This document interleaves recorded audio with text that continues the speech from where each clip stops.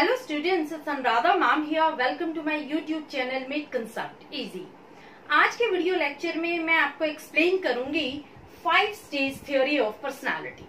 देखो, एक इंडिविजुअल की पर्सनालिटी के कोर एस्पेक्ट अर्ली स्टेजेस में ही एस्टेब्लिश हो जाते हैं और स्टेबल रहते हैं थ्रू आउट लाइफ। अगर उनमें कोई चेंजेस करने हैं तो ग्रेट डिफिकल्टी से चेंजेस किए जाते हैं, अदरवाइज वो स्टैटिक इन नेचर होते हैं, स्टेबल इन नेचर होते हैं।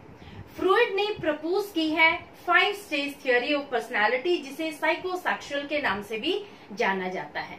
उन्होंने कहा कि अगर किसी भी स्टेज पर कोई प्रॉब्लम एनकाउंटर करती है तो चाइल्ड का डेवलपमेंट रुक जाता है और उसकी लाइफ में वो एक लॉन्ग टर्म इफेक्ट रखता है, उसकी लाइफ में फिक्सेशन और रिग्रेशन हो जाता है। इसलिए हर स्टेज में बच्चे की इच्छा पूरी होनी बहुत जरूरी है।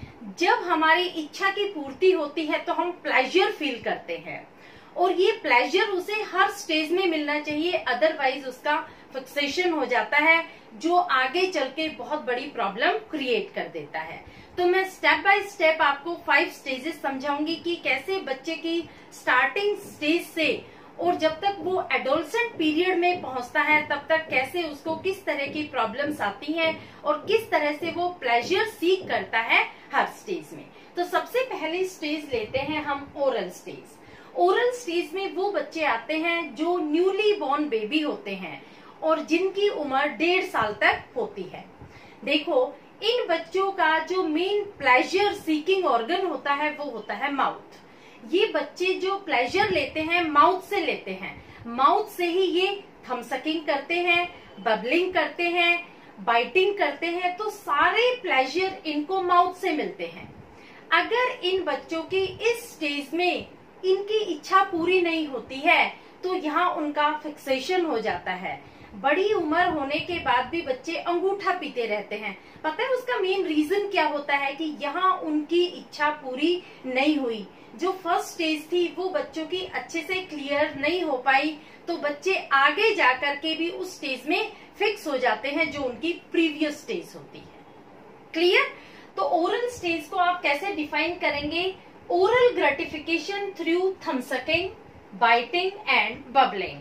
यहाँ जो बच्चों को ओरल ग्रेटिफिकेशन यानी जो प्लेजर मिलता है वो उनके माउथ से मिलता है और माउथ के थ्रू ही वो बबलिंग करते हैं, वो थम सकिंग करते हैं और वो बाइटिंग करते हैं। देखो, बड़ा बच्चा हो जाता है और जब वो थम सकिंग करता है तो कितना ऑड फील होता है। अगर वो किसी की बाइटिंग करेगा तो कितना गुस्सा आएगा, लेकिन जब बच्चे इन्फेंट होते हैं तो जब वो खुश होते हैं बाइटिंग करके, थम सकिंग करके, तो उनको प्लेजर फील होता है। ये प्लेजर उनको मिलना चाहिए, अदरवाइज वो बड़े होकर के इस संसार को एक बिटर प्लेस कंसिडर करते हैं। क्योंकि जो संसार के बारे में फीलिंग डेवलप होती है वो इन्हीं अर्ली मंथ्स में होती है। अगर उनको प्रॉपर सेटिस्फेक्शन मिल जाता है, प्रॉपर प्लेजर मिल जाता है इस स्टेज पर, तो वो संसार को अच्छा मानेंगे, अदरवाइज वो कहेंगे ये दुनिया तो एक बिटर प्लेस है, क्योंकि इस स्टेज में नहीं मिलने वाला सेटिस्फेक्शन आगे जाकर के उनको फिक्सेशन क्रिएट कर देता है। क्लियर? नेक्स्ट स्टेज आती है एनल स्टेज। एनल स्टेज का टाइम पीरियड होता है 1.5 साल से 3 साल तक का। जिन बच्चों की उम्र 1.5 साल से 3 साल तक आती है उनको टॉयलेट ट्रेनिंग दी जाती है। उनको अपने बॉडीली फंक्शंस पर कंट्रोल करना सिखाया जाता है कि कैसे बच्चे यूरिनेशन और डेफिकेशन पर कंट्रोल करते हैं।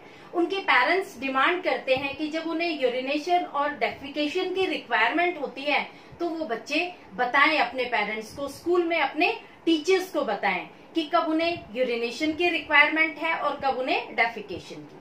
देखो, इस स्टेज पर कुछ बच्चे ऐसे होते हैं जो यूरिन कंट्रोल करके इरोटिक प्लेजर फील करते हैं, कुछ बच्चे ऐसे होते हैं जो बार बार यूरिनेट करते हैं।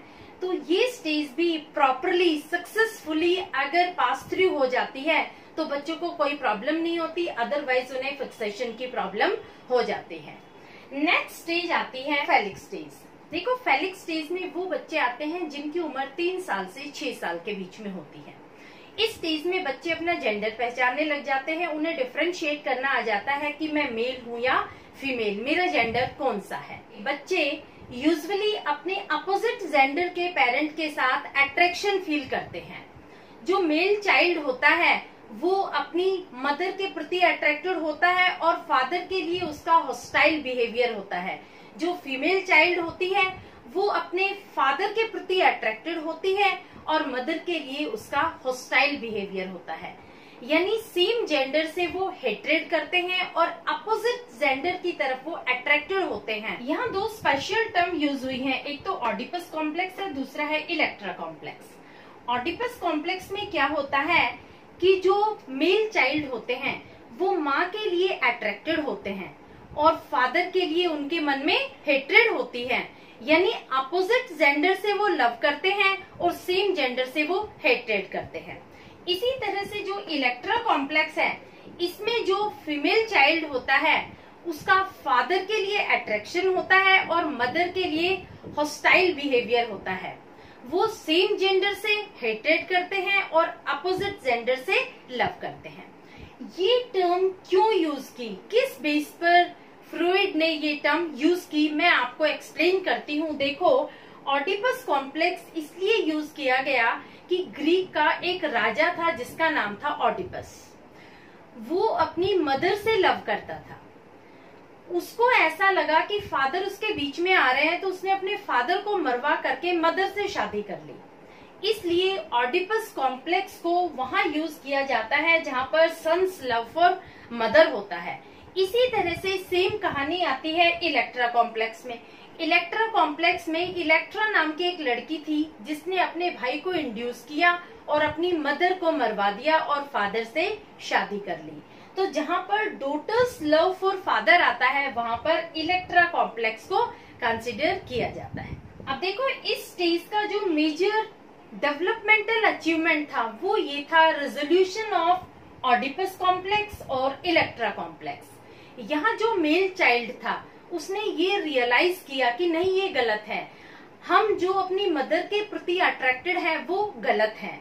और लड़कियों ने भी रियलाइज किया कि हम अपने फादर के प्रति अट्रैक्टेड हैं वो भी गलत है। तो यहाँ पर उन्होंने जो अपने अपोजिट जेंडर के पेरेंट्स थे उनके लिए जो लव था उसको गिव अप कर दिया और सेम जेंडर के पेरेंट्स से उन्होंने दोस्ती करनी शुरू कर दी। यानी लड़कों ने फादर को अपना रोल मॉडल बनाया और लड़कियों ने अपनी मदर को रोल मॉडल बनाया। देखो, एक चाइल्ड अगर फेलिक स्टेज को सक्सेसफुली पास थ्रू नहीं कर पाता है तो उसके कॉन्सिक्वेंसेस आने वाले टाइम में बहुत सीवियर होते हैं। वो हमेशा सेम जेंडर के पेरेंट को हमेशा हॉस्टाइल फील करेगा, उसको हेट्रेड की दृष्टि से देखेगा, हमेशा उससे नफरत करेगा। इसलिए जो ऑडिपस कॉम्प्लेक्स है और इलेक्ट्रा कॉम्प्लेक्स है इनको रिजोल्व करना बहुत इम्पोर्टेंट है। क्लियर? नेक्स्ट स्टेज आती है लेटेंसी स्टेज। देखो, इस स्टेज में वो बच्चे आते हैं जिनकी उम्र 6 साल से 12 साल की होती है। इस स्टेज में बच्चों का जो फिजिकल ग्रोथ होता है वो कंटिन्यूस होता है, लेकिन उनकी जो सेक्सुअल डिजायर्स होती है वो इनएक्टिव हो जाती है। यहाँ पर बच्चा अपनी एनर्जी को किस चीज में यूज करता है? अपनी हॉबीज डेवलप करने में, सोशल होने में और अपने अचीवमेंट्स में। क्लियर? तो यहाँ पर जो भी उसकी सेक्सुअल डिजायर्स होती है उन्हें वो सप्रेस कर लेता है, वो एक्टिव नहीं होती है। लास्ट स्टेज आती है जेनाइटल स्टेज। इस स्टेज में वो बच्चे आते हैं जिनकी उम्र 12 साल से 18 साल के बीच में होती है। देखो, यहाँ पर बच्चे एडोलसेंस पीरियड में एंटर कर जाते हैं। उन्होंने जो अपनी फीलिंग्स, जो सेक्सुअल डिजायर सप्रेस कर दी थी, जो उनको फियर था पहले, अब उसे वो एग्जिबिट करते हैं।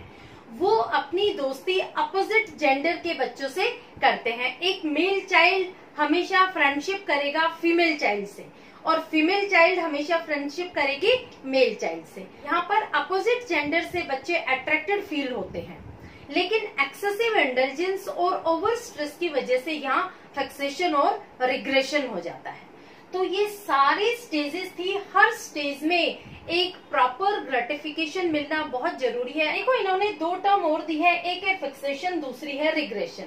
देखो, फिक्सेशन में क्या होता है? Failure to pass successfully through a stage. जब एक बच्चा एक स्टेज को सक्सेसफुली पास थ्रू नहीं कर पाता है तो वो उसी स्टेज में फिक्स हो जाता है। यानी बच्चे की उम्र तो बढ़ जाती है लेकिन उसका जो बिहेवियर एग्जिबिट होता है, जो बिहेवियर वो शो करता है, वो पिछले स्टेज का शो करता है। जैसे एक बच्चा है जिसकी उम्र 10 साल है, अब भी वो अंगूठा चूसता है, तो जो बिहेवियर वो एग्जिबिट कर रहा है वो पिछली स्टेज का है, ओरल स्टेज का बिहेवियर वो एग्जिबिट कर रहा है। समझ में आया? नेक्स्ट है रिग्रेशन। रिग्रेशन में क्या होता है? Back to earlier stage.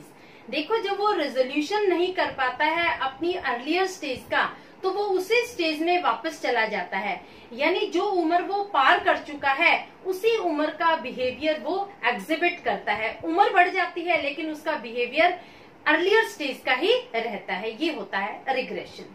Hopefully आपको ये वीडियो लेक्चर पसंद आया होगा। Kindly like, subscribe and share it to your friends. Okay, thank you.